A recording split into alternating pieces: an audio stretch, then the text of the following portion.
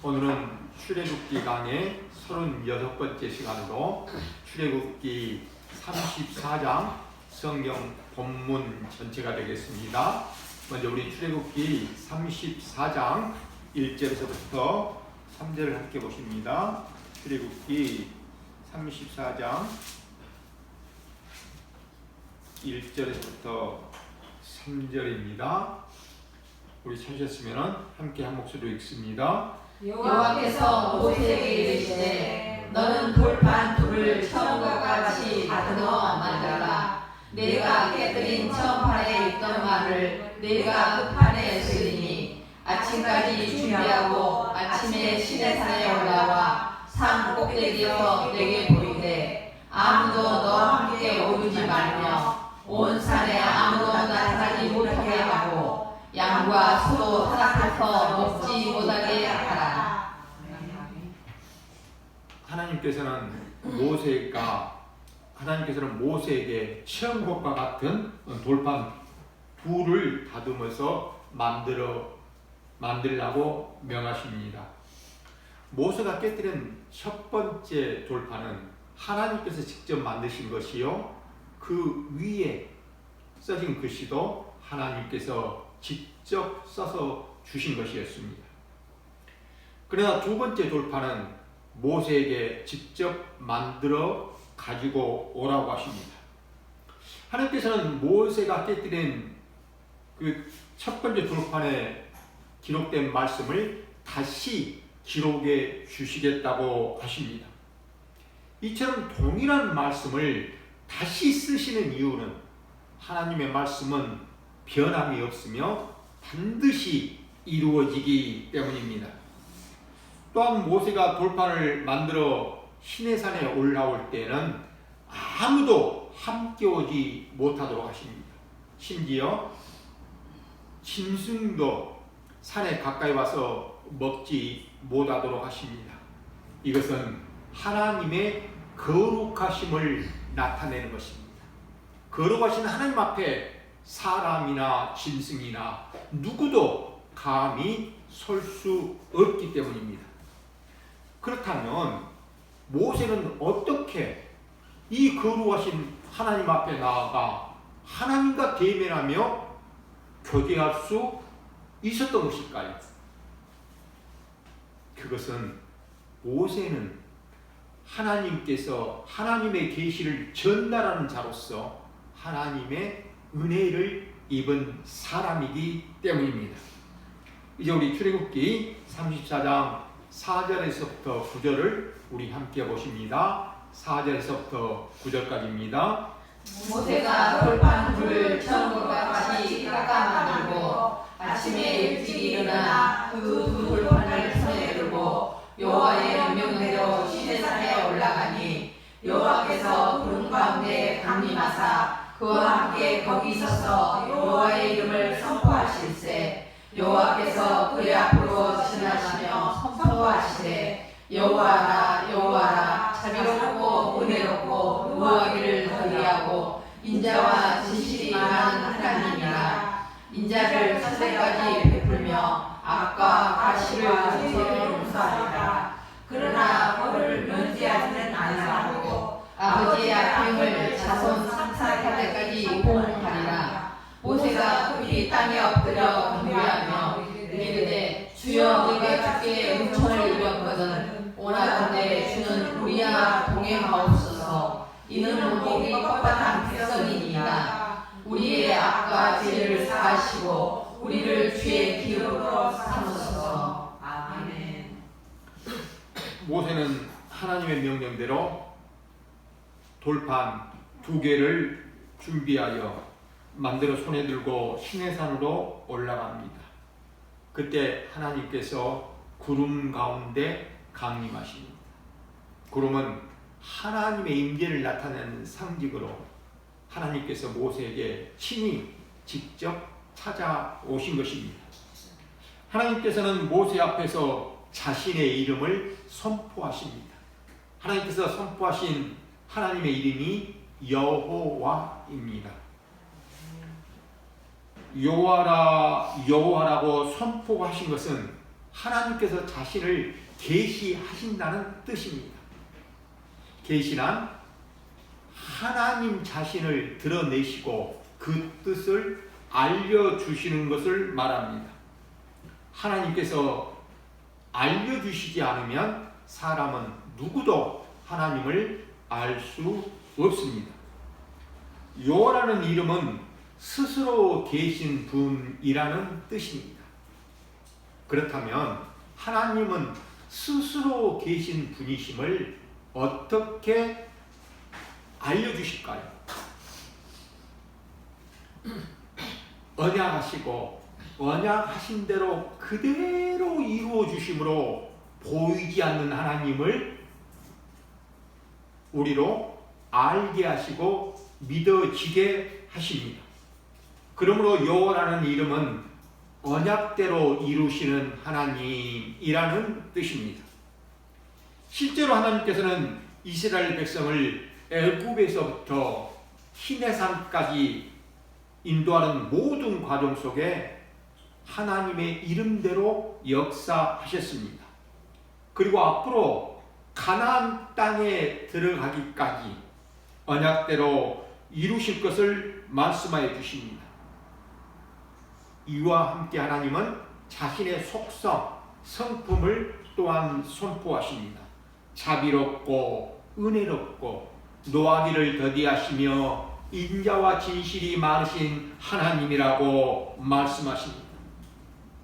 애굽 땅에서 400년 동안 종살이던 이스라엘 백성들을 애굽에서 해방시키시고 여기 시내산까지 인도하시는 동안 하나님은 자비와 은혜를 베푸시고 또 그들의 죄악에도 불구하고 오래 참으시고 인자와 진실로 이끄셨습니다.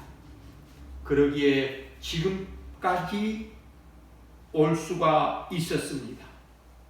이 모든 것은 오직 하나님의 언약 때문입니다. 그 언약 때문에 이스라엘 백성들이 금송아지를 만들어 놓고 그것을 자신들을 애굽에서 인도해 내신 여호와 하나님이라고 섬길 때에도 하나님을 배반했음에도 불구하고 하나님이 그들을 진멸하지 않으셨습니다. 이 사실을 깨달은 모세는 하나님 이름의 선포를 듣고 급히 땅에 엎드려 하나님을 경배하며 간구합니다. 내가 주께 은총을 입었거든 우리 백성들과 함께 동행하여 주시옵소서. 우리는 목이 뻣뻣한 백성입니다. 모세가 이렇게 하나님께 은총을 구한 이유가 무엇 때문일까요? 하나님은 자비롭고 은혜롭고 노하기를 더디하시고 인자와 진실이 많으신 하나님이기에 그 은혜를 천대까지 베푸시지만 죄악에 대해서는 3, 4대까지 반드시 보응하시는 하나님이라고 말씀하셨기 때문입니다. 모세는 하나님의 거룩하심과 인간의 죄악을 알았습니다. 이스라엘 백성들은 목이 곧은 백성이기에 하나님의 은혜가 아니면 날마다 심판을 받아야 마땅한 존재임을 알았던 것입니다. 우리는 복과 은혜는 좋아하지만 저주와 심판은 싫어하고 예면하려고 합니다. 그러나 복을 받으려면 하나님의 말씀을 지켜 행해야 합니다. 모든 하나님의 말씀을 지켜 행해야만 합니다. 내가 지켜 행할 수 있는 것은 지켜 행하고 행할 수 없는 것은 안 해도 되는 것이 아닙니다. 하나님의 말씀을 지켜 행하다가 하나만 어기면 그 결과는 저주와 심판입니다. 이 사실을 모세는 알았기에 땅에 엎드려 하나님의 은총을 간절히 구했던 것입니다. 하나님께서는 모세의 기도를 들으시고 은총을 베풀어 주십니다. 그 은총이 이스라엘 백성들과 동행하시기로 하십니다. 그러나 거룩하신 하나님께서 죄 있는 백성과 함께 하시기 위해서는 방법이 필요합니다. 그래서 성막을 만들게 하시고 해막에서 제사를 지내는 방식을 통해 하나님과 관계를 이어가게 하십니다. 죄를 속하기 위해서는 반드시 희생이 필요합니다. 어린 양이 대신 죽고 그 피가 뿌려줌으로 백성의 죄가 가려졌습니다. 하나님의 말씀대로라면 백성 모두는 다 죽어야 하지만 어린 양이 대신 죽임을 당한 것입니다. 사랑하는 여러분, 하나님의 말씀은 단 한마디도 땅에 떨어지지 않고 반드시 이루어집니다. 성경은 이스라엘의 역사를 통해 그 사실을 분명히 증거합니다. 그리고 마침내 하나님의 성품을 그대로 지니시고 육신을 입고 이 땅에 오신 분이 계십니다. 바로 하나님의 아들 예수 그리스도이십니다. 예수 그리스도께서는 우리의 죄로 인해 우리가 받아야 할 하나님의 저주와 심판을 대신 받으시고 십자가에서 죽으셨습니다. 그리고 3일째에 부활하심으로 우리를 하나님의 백성으로 삼아주셨습니다. 이 구원을 선물로 받은 사람들은 함께 모여 하나님께 예배하며 감사와 찬송을 드리는 삶을 살게 되는 것입니다. 이제 우리 출애굽기 34장 10절에서부터 17절까지를 함께 보십니다. 10절에서부터 17절입니다. 여호와께서 이르시되 보라 내가 언약을 세우나니 곧 내가 아직 온 아무 국민에게도 행하지 아니한 이적을 너희 전체 백성 앞에 행할 것이다. 내가 머무는 나라 백성이 다 여호와의 행하심을 보리니 내가 너를 위하여 할 일이 두려운 것임이니라. 너는 내가 오늘 내게 명령한 것을 삼가 지키라. 보라 내가 내 앞에서 아모리 사람과 가나안 사람과 헷 사람과 브리스 사람과 히리 사람과 엽수 사람을 쫓아내리니 너는 스스로 삼가 내가 들어가는 땅의 주민과 언약을 세우지 말라. 그것이 너희에게 올무가 될까 하노라. 너희는 도리어 그들의 제단들을 헐고 그들의 주상을 깨뜨리고 그들의 아세라 성을 찌를지어다. 너는 다른 신에게 제단하지 말라. 여호와는 지루라 이름하는 주택의 하나님이니라. 너는 삼가 그 땅의 주인과 언약을 세우지 말지니 이는 그들이 모든 신을 음란하게 섬기며 그들의 신들에게 제물을 드리고 너를 청하면 내가 그 제물을 먹을까 하며 또 내가 그들의 딸들을 내 아들들의 아내로 삼음으로 그들의 딸들이 그들의 신들을 음란하게 섬기며 내 아들들에게 그들의 신들을 음란하게 섬기게 할까 함이니라. 너는 신사관을 보고 만들지 말지니라. 아멘. 하나님께서는 언약을 세우시겠다고 말씀하시며 아직 온 땅 아무 민족에게도 행하지 아니한 기적을 행하실 것이라고 말씀하십니다. 이미 이스라엘 백성들은 애굽에서부터 이 시내산에 이르기까지 많은 기적들을 경험하였습니다. 그럼에도 불구하고 하나님께서는 아무 민족에게 행하지 아니한 기적을 행하시겠다고 약속하시면서 오늘 명령하는 것을 지켜 행하라고 말씀하십니다. 그 명령의 내용이 무엇입니까? 하나님께서는 가나안 족속들을 쫓아내시고 그 땅을 이스라엘 백성에게 주시겠다는 것입니다. 오랫동안 그 땅에 거주하던 가나안의 7족속을 쫓아내고 그 땅을 이스라엘 백성에게 주시는 일은 모든 민족에게 두려움이 되는 일이 될 것입니다.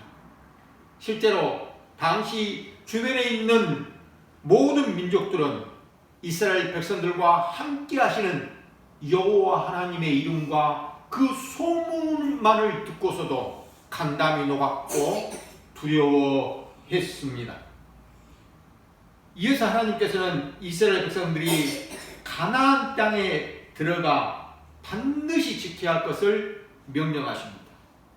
먼저 가나안 땅에 어떤 족속들과도 언약을 맺지 말라고 하십니다. 이것은 이 명령을 지켜야만 가나안 땅을 주시겠다는 조건이 아니라 이미 언약대로 그 땅을 주시기로 언약하셨기 때문에 그 땅에서 거룩하게 살아가기 위한 기준을 주신 것입니다. 그렇다면 왜 가나안 족속들과 언약을 맺지 말라고 하시는 것일까요?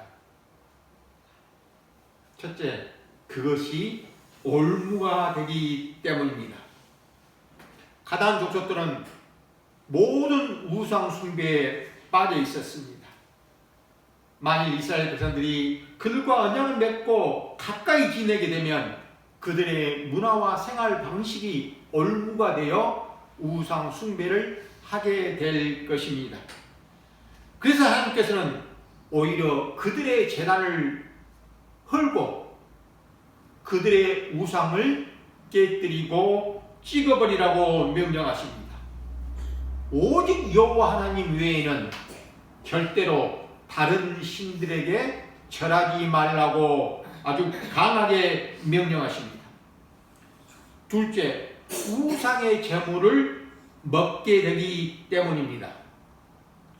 가나안 사람들과 교제하고 그들과 가까이 하다 보면 그들이 우상에게 제사한 후 남은 음식을 함께 먹을 수 있습니다.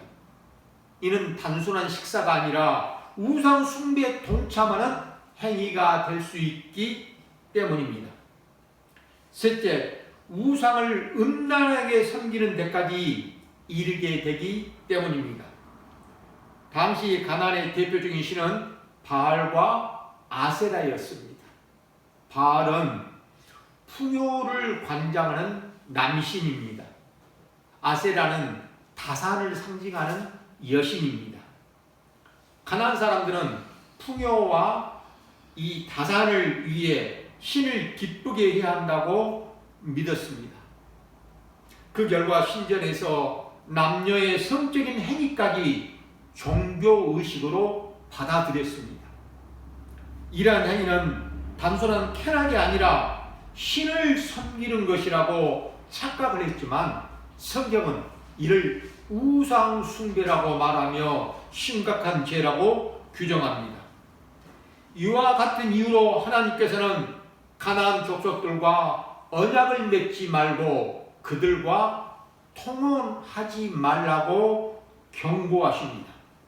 그리고 지난번에 금송아지를 만들었던 것처럼 앞으로는 절대로 우상을 만들지 말라고 강력하게 경고하시고 명령하십니다. 우리 출애굽기 34장 18절에서부터 20절을 함께 보십니다. 18절에서부터 20절입니다.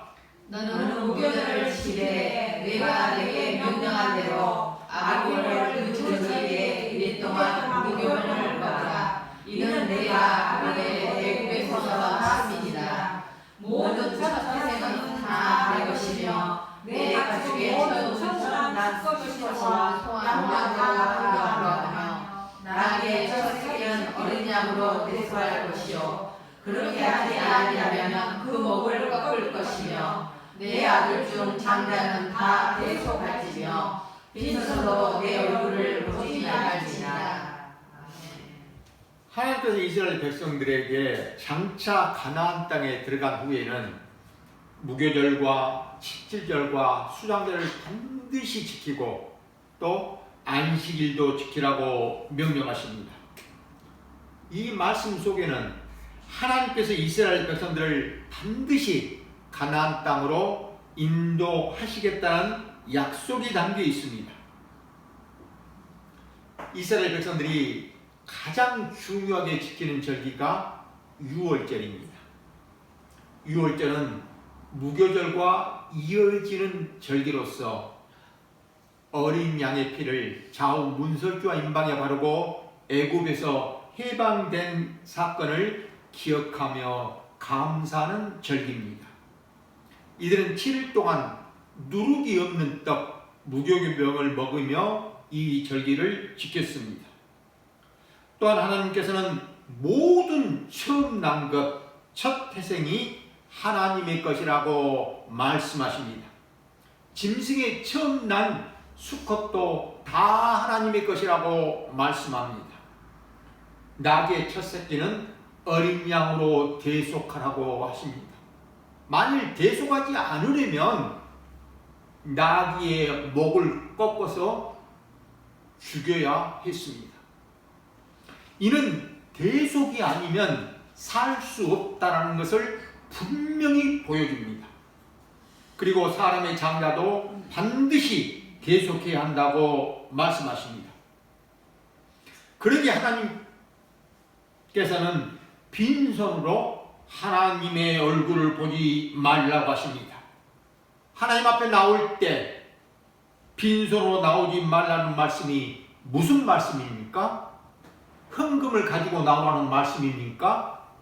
그런 말이 아닙니다. 하나님 앞에 나올 때는 반드시 희생 제물을 가지고 나오라는 말씀입니다. 그 희생 제물에 그 대속의 은혜를 의지하여 나오라는 말씀입니다. 이 모든 것은 장차 오실 예수 그리스도에 대한 모형이요 예표입니다.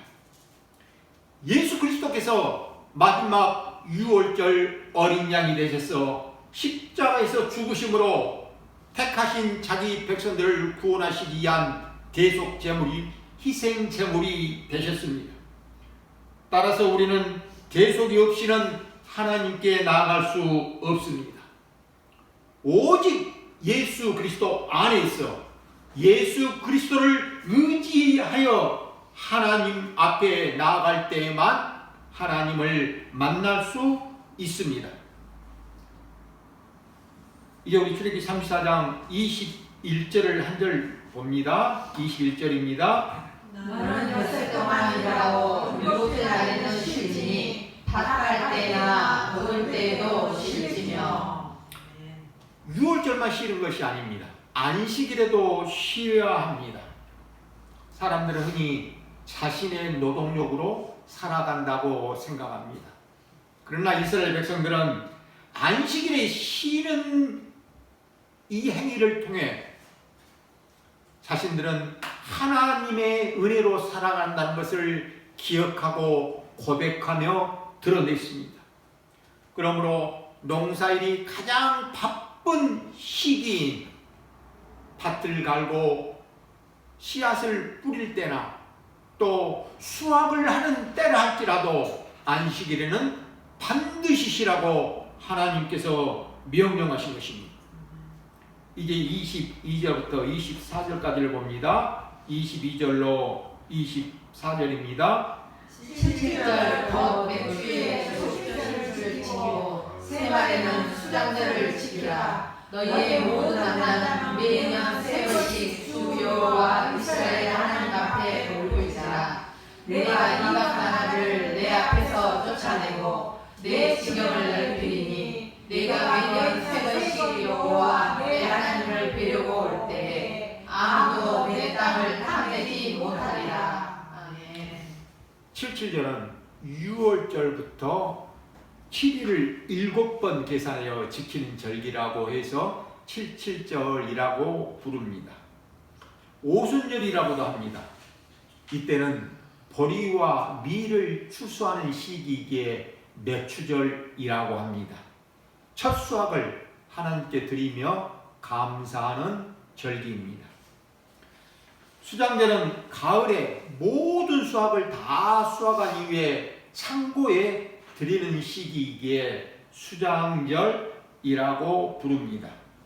이 절기는 광야에서 하나님께서 먹이시고 지켜주시고 인도해 주신 그 은혜를 기억하고 감사하는 절기입니다. 초막절이라고도 합니다. 이와 같이 이스라엘의 모든 남자들은 1년에 3번 절기를 지키기 위하여 예루살렘 성전으로 올라가야 했습니다. 그때 하나님께서는 이방 민족들이 너희의 땅을 탐내지 못하도록 지켜주시겠다고 약속하셨습니다. 출애굽기 34장 25절에서부터 26절을 우리 함께 보십니다. 25절로 26절입니다. 너는 내 제물의 피를 유교병과 함께 드리지 말며 유월절 제물을 아침까지 드리지 말지며 내 토지 소산에 처음 드린 것을 가져다가 내 하나님 여호와의 전에 드릴지며 너는 염소 새끼를 그 어미의 젖으로 삼지 말지니라. 하나님께서는 희생 제사를 드릴 때에 누룩이 들어간 떡, 유교병을 함께 드리지 못하게 하셨습니다. 누룩은 부패와 잘못된 교훈을 상징하기 때문에 희생의 피에 어떤 것도 섞이지 못하도록 섞여서는 안 된다는 것을 보여주십니다. 또한 유월절의 제물은 다음날 아침까지 남겨두지 말라고 하십니다. 이건 역시 부패를 막기 위한 조치입니다. 이는 유월절의 희생 제물이 대신 예수 그리스도께서 썩지 않으실 것을 미리 보여주시는 사건이요 예표입니다. 염소 새끼를 그 어미의 젖으로 삼지 말라는 것은 가나안 족속들의 잘못된 풍습을 따르지 말라는 경고입니다. 이제 우리 출애굽기 34장 27절에서부터 35절까지를 함께 보십니다. 27절에서부터 35절까지입니다. 여호와께서 모세에게 이르시되 너는 이 말들을 기록하라. 내가 이 말들의 뜻대로 너와 이스라엘과 언약을 세웠음이니라 하시니라. 모세가 여호와와 함께 40일 40야를 거기 있으면서 떡도 먹지 아니하였고 물도 마시지 아니하였으며 여호와께서는 언약의 말씀 곧 십계명을 그 판들에 기록하셨도다. 모세가 그 증거의 두 판을 모세의 손에 들고 시내산에서 내려오니 그 산에서 내려올 때 모세는 자기가 여호와와 말하였으므로 말미암아 얼굴 피부에 광채가 나 깨닫지 못하였더라. 아론과 온 이스라엘 자손이 모세를 볼 때 모세의 얼굴 피부에 광채가 남을 보고 그에게 가까이 하기를 두려워하였더니 모세가 그들을 부르매 아론과 그 중에 모든 어른이 모세에게로 오고 모세가 그들과 말하니 그 후에야 온 이스라엘 자손이 가까이 오는지라. 모세가 여호와께서 시내산에서 자기에게 이르신 말씀을 다 그들에게 명령하고 모세가 그들에게 말하기를 마치고 수소문으로 자기 얼굴을 가렸더라. 그러나 모세가 여호와 앞에 들어가서 함께 나갈 때에는 나오기까지 수건을 벗고 있다가 나와서는 그 명령하신 일을 이스라엘 자손에게 전하며 이스라엘 자손이 모세의 얼굴 광채를 보고 모세가 여호와께 말하러 들어가기까지 다시 수건으로 자기 얼굴을 가렸더라. 아멘. 모세는 두 돌판을 가지고 시내산 정상으로 올라갔습니다. 그곳에서 40일 동안 밤낮으로 떡도 먹지 않고 물도 마시지 않았습니다. 여호와 하나님께서는 두 돌판에 십계명을 기록해 주셨습니다. 모세가 이 증거의 두 돌판을 손에 들고 산에서 내려올 때에 그의 얼굴에서 광채가 났습니다. 그 이유는 여호와 하나님과 직접 말씀을 나누었기 때문입니다. 그러나 모세 자신은 자신의 얼굴에서 광채가 나는 것을 알지 못했습니다. 이스라엘 백성들은 모세의 얼굴에서 광채가 나므로 두려워서 모세에게 가까이 나오지 못했습니다. 이것을 한 모세는 이스라엘 백성들과 말할 때는 수건으로 얼굴을 가렸고, 또 하나님 앞에 나아가 하나님을 대면할 때는 그 수건을 벗었습니다. 모세가 자신의 얼굴을 수건으로 가리는 이유가 무엇 때문입니까? 백성들이 그의 얼굴의 광채를 보지 못하도록 하기 위함이었습니다. 백성들이 모세가 전하는 하나님의 말씀보다는 모세의 얼굴의 광채에 더 관심을 가졌기 때문입니다. 오늘날도 마찬가지입니다. 사람들은 하나님의 말씀에 대한 관심보다도 말하는 사람이 어떤 능력이 있는지, 어떤 특별한 나타나는 어떤 현상들이 있는지에 대해서 더 관심을 갖습니다. 사랑하는 여러분, 모세는 자신의 얼굴의 광채를 수건으로 가렸습니다. 이 모세의 수건은 장차 오실 예수 그리스도를 가리키는 모형적인 의미라고 사도 바울은 고린도 후서에서 설명해 줍니다. 우리가 조금 전에 함께 성경 봉독으로 보았던 고린도 후서 3장으로 다시 돌아갑니다. 신약성경 페이지 288페이지입니다. 신약성경 288페이지 고린도후서 3장 6절에서부터 18절입니다. 고린도후서 3장 6절로 18절 말씀을 우리 함께 다시 한번 읽어봅니다. 함께 읽습니다. 그가 또한 우리를 새 언약의 일꾼되기에 만족하게 하셨으니 율법 조문으로 하지 아니하고 오직 영으로 함이니 율법 조문은 죽이는 것이요 영은 살리는 것이니라. 불에 서서 생긴 주의하는 율법 조문의 직분도 영광이 있어 이스라엘 자손들은 모세의 얼굴에 없어질 영광 때문에도 그 얼굴을 주목하지 못하였거늘 하물며 영의 직분은 더욱 영광이 있지 아니하게 되나 정죄의 직분도 영광이 있으며 의의 직분은 영광이 더욱 넘치니라. 영광되었던 것이 더 큰 영광으로 말미암아 이에 영광될 것이 없으나 없어질 것도 영광으로 말미암았은즉 길이 있을 것은 더욱 영광 가운데 있느니라. 우리가 이 같은 소망이 있으므로 담대히 말하노니 우리는 모세가 이스라엘 자손에게 장차 없어질 것에 결국을 주목하지 못하게 하려고 수건을 얼굴에 쓴 것 같이 아니하노라. 그러나 그들의 마음이 완고하여 오늘까지도 구약을 읽을 때에 그 수건이 벗겨지지 아니하고 있으니 그 수건은 그리스도 안에서 없어질 것이라. 오늘까지 모세의 글을 읽을 때에 수건이 그 마음을 덮었더라. 그러나 언제든지 주께로 돌아가면 그 수건이 벗겨지리라. 주는 영이시니 주의 영이 계신 곳에는 자유가 있느니라. 우리가 다 수건을 벗은 얼굴로 거울을 보는 것 같이 주의 영광을 보매 그와 같은 형상으로 변화하여 영광에서 영광에 이르니 곧 주의 영으로 말미암음이니라. 아멘. 모세 이 수건을 사도 바울이 해석하고 설명하는 내용입니다. 해석하는 내용이 세 가지입니다. 첫째, 사도 바울은 모세가 십계명을 받을 때 그의 얼굴에 광채가 난 이유를 설명합니다. 이는 시내산에서 주신 언약이 그 이전에 주신 아담 언약, 노아 언약, 아브라함 언약에 비해 더욱 영광스러운 것임을 보여주시기 위함이라고 사도 바울이 해석합니다. 둘째, 모세가 자신의 얼굴에 난 광채를 수건으로 가린 것은 그 영광스러운 시내산 언약이라 할지라도 장차 예수 그리스도를 통해 이루어질 새 언약에 비하면 결국 사라질 것임을 보여주시는 것이라고 사도 바울은 해석합니다. 셋째, 모세의 얼굴을 가린 수건에는 상징적인 의미가 있습니다.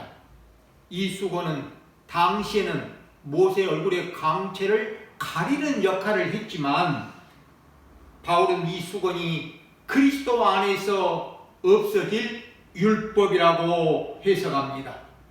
사랑하는 여러분, 이제 말씀을 마치려고 합니다.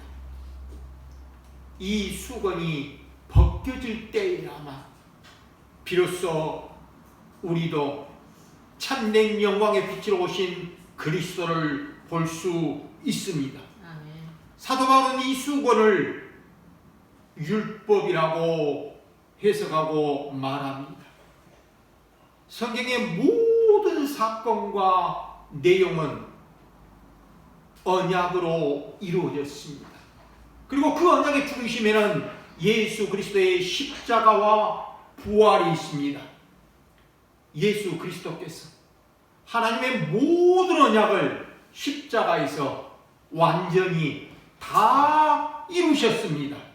그러므로 우리는 오직 예수 그리스도를 붙잡고 하나님 앞에 나아가야 합니다. 아멘. 저는 소원합니다. 오늘 이 자리에 있는 모든 분들이 예수 그리스도를 믿는 믿음으로 하나님의 보좌 앞에 담대히 나아가는 그런 복된 하나님의 성도들이 다 되어지시기를 우리 주님의 이름으로 축원드립니다. 아멘. 기도드리시겠습니다. 하나님 아버지, 우리의 눈을 가리고 있던 수건을 벗겨주셔서 예수 그리스도 안에서 참된 영광을 보게 하시고 십자가와 부활로 모든 언약을 이루신 주님이 믿어지게 하여 주시옵소서. 아멘. 우리 주 예수 그리스도의 이름으로 기도드리옵나이다. 아멘. 아멘.